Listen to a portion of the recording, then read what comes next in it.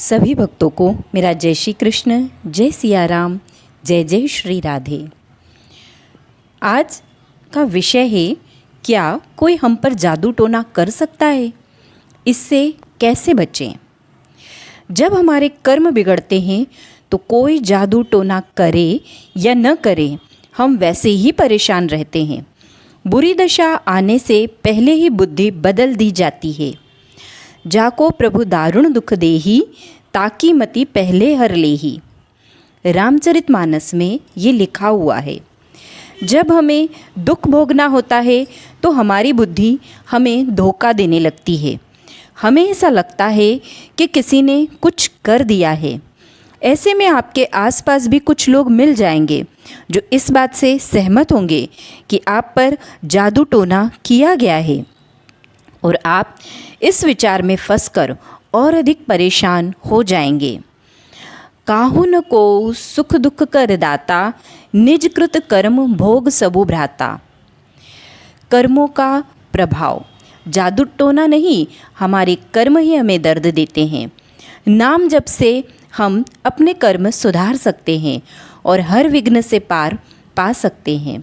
जब हमारे पाप कर्म होते हैं और कोई जीवात्मा हमें दंड देना चाहता है और वह भूत योनि में चला गया है और फिर संयोग से वह हमारे कर्मों के कारण दंड देता है, अगर बिना झाड़ फूक किए हमारा कर्म समाप्त हो जाता है तो बिना किसी भोग के ही वह परेशानी दूर हो जाएगी।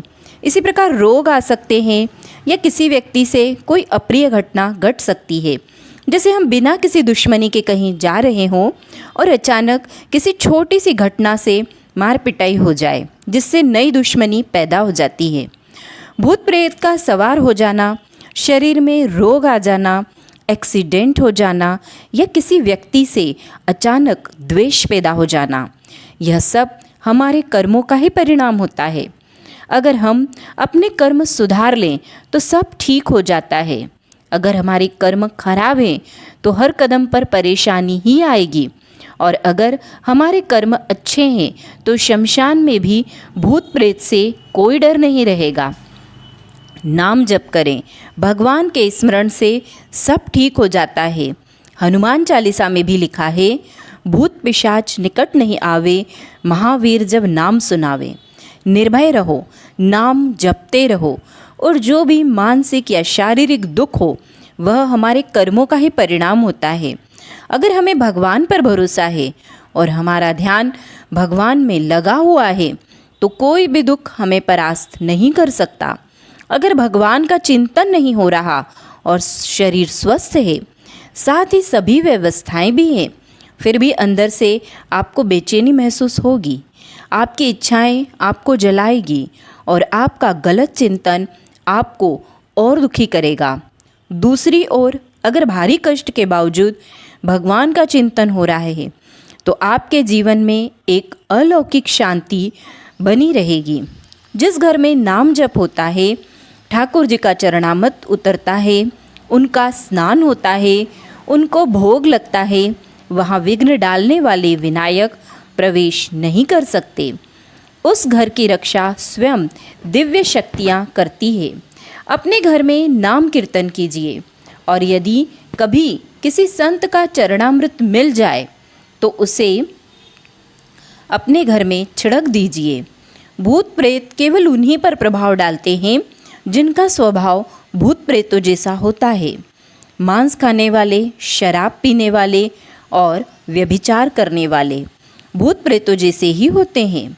यह गलत कार्य करने से हमारे कर्म बिगड़ जाते हैं और भूत प्रेत हमारी ओर आकर्षित होते हैं। लेकिन भूत संतों और भक्तों को परेशान नहीं करते। यदि कभी भूत भक्तों से मिलते भी हैं तो उनका कल्याण ही होता है। गोस्वामी तुलसीदास जी काशी में शौच स्नान करने के लिए गंगा के पार जाते थे। उनके कमंडल में जो भी पानी बचता था वो एक पेड़ के नीचे डाल देते थे। उस पेड़ में एक प्रेत रहता था जो वह पानी पी लेता था। यह कई दिनों तक चलता रहा। एक दिन प्रेत हाथ जोड़कर तुलसीदास जी के सामने खड़ा हो गया और बोला, आप जो मांगोगे मैं आपको दूंगा। तुलसीदास जी ने कहा, मैंने तो आपको पुकारा नहीं, नहीं आपकी सेवा की है, तो मैं आपसे कुछ कैसे ले सकता हूँ। प्रेत ने उत्तर दिया, आपकी सेवा तो हो चुकी है, आपके बचे पानी से मुझे बहुत राहत मिली है, मैं आपको कुछ देना चाहता हूँ। तुलसीदास जी ने उत्तर दिया, मुझे तो बस सिया राम जी के दर्शन चाहिए। प्रेत ने कहा, इतनी सामर्थ्य मुझ में नहीं है, लेकिन मैं आपको एक उपाय बता सकता हूँ। प्रेत ने तुलसीदास जी से कहा, जब आप राम कथा सुनाते हैं उस समय हनुमान जी भी कथा सुनने आते हैं, उनके चरण पकड़ लेना, वो आपको सिया राम जी के दर्शन करा देंगे। तुलसीदास जी ने पूछा, मैं हनुमान जी को कैसे पहचानूंगा। प्रेत ने बताया, हनुमान जी सबसे पहले कथा में आते हैं और मलिन वेश धारण करके बूढ़े के स्वरूप में रहते हैं। सबसे अंत में वे सभी को प्रणाम करके जाते हैं। अगले दिन तुलसीदास जी ने भगवान की चर्चा शुरू की और देखा कि एक वयोवृद्ध विशालकाय पुरुष सबसे पहले आकर चुपचाप बैठ गए हैं। हनुमान जी ने अश्रु बहाते हुए भगवान की चर्चा सुनी और जब कथा समाप्त हो गई और सभी चले गए तो उन्होंने भक्तों की रज लेकर अपने माथे पर लगाई। तुलसीदास जी हनुमान जी के पीछे दौड़े, लेकिन हनुमान जी भी भागे। अंततः हनुमान जी तुलसीदास जी से मिले और बोले, तुम क्या चाहते हो। तुलसीदास जी ने उत्तर दिया, सिया राम जी के दर्शन। हनुमान जी ने कहा, यहाँ नहीं, चित्रकूट चलो, वहाँ राम लक्ष्मण जी के राजकुमार रूप में तुलसीदास जी को दर्शन हुए। एक प्रेत ने तुलसीदास जी को भगवत साक्षात्कार का विधान बना दिया। इसी प्रकार महाराष्ट्र के महान भक्त नामदेव जी को भी एक बार भगवान विट्ठल जी के दर्शन एक प्रेत में हुए थे। जो भगवान का नाम जपते हैं उनका कभी कोई अमंगल नहीं हो सकता। राधा वल्लभ भजत भजी, भली भली सब होई, जिते विनायक शुभ अशुभ, विघ्न करे नहीं कोई। विघ्न न करे नहीं कोई, डरे कलिकाल कष्ट भय, हरे सकल संताप हर्षि हरि, नाम जपत जय। कलयुग भगवान का नाम जपने वाले से डरता है। जितनी भी आसुरी शक्तियाँ और राक्षसी स्वभाव वाली शक्तियाँ हैं, वे भगवान के भजन करने वाले से डरती है। इसलिए नाम जप करें ताकि जादू टोना या काला जादू आप पर असर न करे। अगर आप भगवान का भजन नहीं करेंगे तो चाहे कोई जादू टोना करे या न करे, आपके जीवन में विघ्न आते रहेंगे। आजकल मानसिक रोग बढ़ गए हैं और लोग स्वयं अपने मन और दिमाग के कारण परेशान हो रहे हैं। नकारात्मक सोच और ज़्यादा सोचने के कारण लोग खुद ही पीड़ित हो जाते हैं।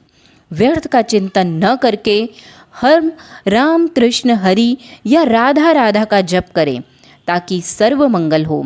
कोई तंत्र मंत्र जादू टोना हमें परेशान नहीं कर सकता। हमें हमारे अपने कर्म ही परेशान कर रहे हैं। राधे राधे।